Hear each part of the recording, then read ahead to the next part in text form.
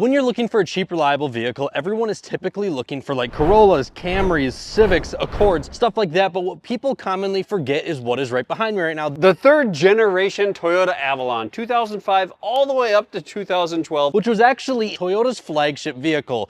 And I just recently bought this one for $6,000 with 150,000 miles on it. Now you may be wondering, why do I think the Avalon is so overlooked when comparing it to the competitors? Let's talk about sales figures. The Toyota Camry, for example, not necessarily a competitor, of course, because it's from the same manufacturer. But when we're talking about vehicles on the used car market, I would agree that about 90% of people would think of a Toyota Camry to pursue if they want a reliable daily driver. I think a big part of that is because the peak sales of the third gen Avalon was around 95,000 units for 1 year. Across the entire third generation, there was about 770,000 Toyota Avalons produced worldwide. That's not a small number of cars, but just in comparison, in that same time period, every single year, about 430 to 450,000 Toyota Camrys were produced. So just to put that into perspective, 95,000 units a year at its peak year to 430 to 450,000 units every single year consecutively. Why is that, you might be asking yourself? Well, quite frankly, the Avalon was more expensive.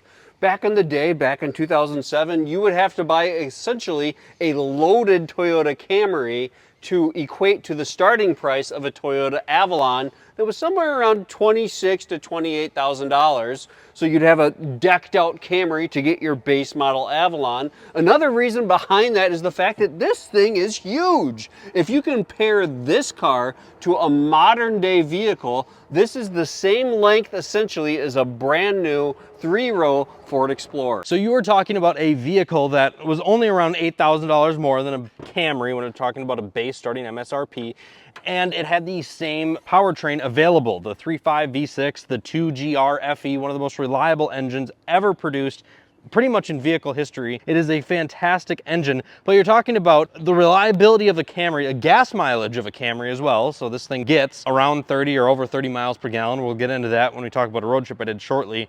But it has the practicality of a huge, large vehicle. Now, if you come into the interior, when we compare this to a Camry or some of its other competitors, you have a ton of legroom. And I mean a ton of legroom. I can scoot back so much further than I am right now, and it's just endless amounts of legroom inside of this thing, and I am 5'11". Now, one of the things I do find awkward inside the Avalon, talk about sitting position though, is this huge interior, right? Just endless amounts of space. I feel like I could not even touch my passenger, it's so big in here. Yet the seat is so dang far up. Like, I'm gonna take my hat off here. I have the seat the lowest it'll go. I like to sit low when I'm driving, and I am not that terribly far from the ceiling right now. And it just keeps going. That's what's crazy about it. So that was the absolute lowest this seat would go. Yet, for whatever reason, Toyota just thought, hey, maybe the drivers that drive the Avalon are just really dang short. I can shove my head into the ceiling of this vehicle. Yet I can't get low enough to the point where I don't feel claustrophobic in this thing, or I feel like half my shoulder is showing out of the driver window. So that's one thing I don't like about the Avalon, just kind of awkward. Then we get into the back seats. Now, one of the reasons I pursued the Avalon is because we have a dog, a golden retriever, and pretty much most of the sedans from this generation are too small. However, with this big like seat thing I got off Amazon, I'll link it down in the description if you're interested, it's just a dog cover. There's so much room for my dog to completely sprawl out back here. As a passenger sitting where I'm comfortable up front, just ridiculous amounts of space to spread out as much as I need to. I still have rear climate control. They put wood everywhere to make it feel nice and fancy, but this is so unbelievably roomy for a sedan. And do you want to see the absolute best part of the Avalon? We actually have to travel all the way back here to where if I take out my key fob and I open up this trunk, do you see the size of the trunk in this vehicle? I mean, just for an example, guys, I just have to, just because I can.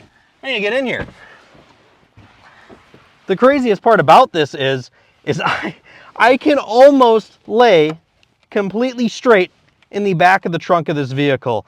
And I could fit like 3 other people doing the exact same thing and still have space for golf clubs. The last 3 days, I have put 707.6 miles on this Toyota Avalon, and I must admit, I've been pleasantly surprised. Now, just before this Toyota Avalon, I actually had a 2007 Lexus LS 460L, the flagship vehicle that Lexus offered back in 2007, and now I have the 2007 Toyota Avalon, which is the flagship model. So I went from the 2 different variants in cars, around a $70,000 price gap, and it very much so shows, but there is a few things that really surprised me going between the two.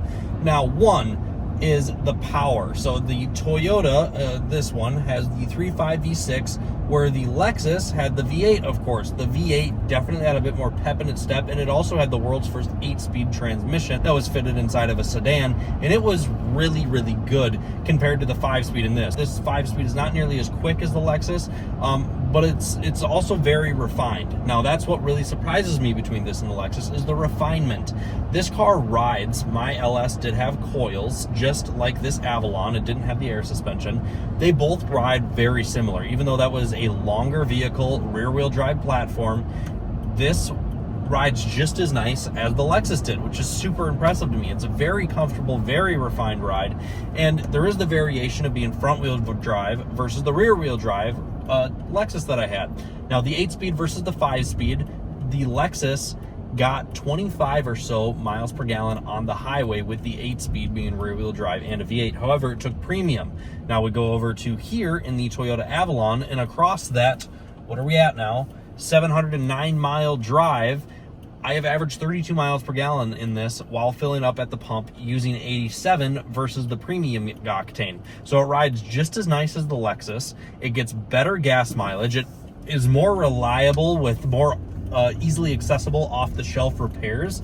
Now, no, it does not come to the same par when we're talking about quality. The interior quality of the Toyota is significantly worse than the Lexus was, and it's the same way with a lot of the exterior features.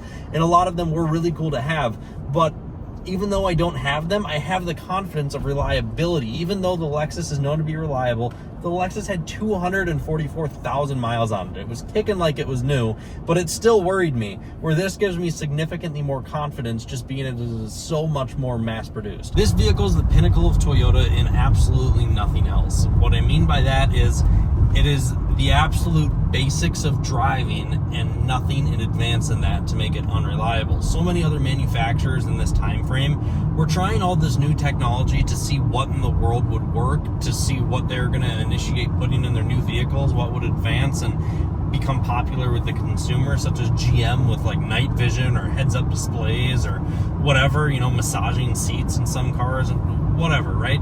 This car is as basic and bare bones as it gets when it comes to Toyota. It drives fantastic. The steering wheel, the power steering it's very precise, but it's just so unbelievably light. I can just turn with 2 fingers or 1 finger. It's effortless. The seamlessness of acceleration is so easy. Everything about this car is so easy. The navigation buttons are massive. This is my 23rd car I've ever owned. I've sat in hundreds, if not thousands, of makes and models of vehicles. I think this is the only car I have ever been in that has the climate control buttons on the steering wheel. There's a big auto climate control button on the steering wheel and temperature up and temperature down. How much more simple than that can you get to control your climate control? Volume up and down on the other side. Everything is clean as can be in here. Yeah, it looks like old dated plastic here in 2007, however, in relatively good shape. But it's just funny to me they hid everything under these panels to try to make it feel luxurious. This, for example, is one of the reasons I find the Avalon so ugly. Now, yes, I do think it's kind of cool and innovative in the early 2000s to try to make this cool swooping dashboard, and Lexus did it really well, but they wrapped it in leather and higher end materials. That's how it was in my LS 460 that I had. However, they just used plastic to cover up every panel on this, and just look at how funny this is to me. So you have this plastic smooth panel to cover up your radio. Come on. I mean, like, that, ridiculous. And then you also have the same thing for your cassette down here. That one opened up right away. Then you have the same thing for your cup holders down here. But oh, that wasn't enough, so let's do a little hidden compartment down here and hide that up too. I mean, it's just funny to me, the amount of plastic that they used to try to make it feel luxurious in here, when in reality, making like a nice head unit that was integrated into this probably would have looked better, because I mean, hiding the radio here is just, it's just funny to me. It's so interesting, the choice and design of materials to make this feel like a flagship luxury vehicle. It is just such a great driver. It's so bare to the bones basic for whoever you are, whatever age you are. It's as easy as driving can possibly get. So if you're watching this wondering what to look out for your buyer's guide of your used Avalon, because you're looking for that reliable daily, the truth of the matter is it's so minuscule, there's really no talking point. You could talk about some slight leaks with some hoses, or some maybe steering rack issues, or maybe motor mounts or spark plugs after 150,000 miles. But the fact of the matter is the items that could go wrong with this car, or are known to go wrong with this car, are so minuscule that they're really not even worth talking about or highlighting. The fact of the matter is, and I'm going to be kind of blunt here, is you get this semi-ugly vehicle, but you're getting an ugly vehicle because it is extremely reliable. It does everything you need it to do the way you want it to do it. It does it in comfort. It does it with great MPG, and that includes everything that Austin has highlighted: the gas mileage, the acceleration, the luxury feel. Everything that this vehicle does and has, it does it very well. And being that it's almost 20 years old, it continues to do it for a low price of under $10,000. Thank you so much for tuning into the video today on Performance on Wheels. We look forward to seeing you in the next video.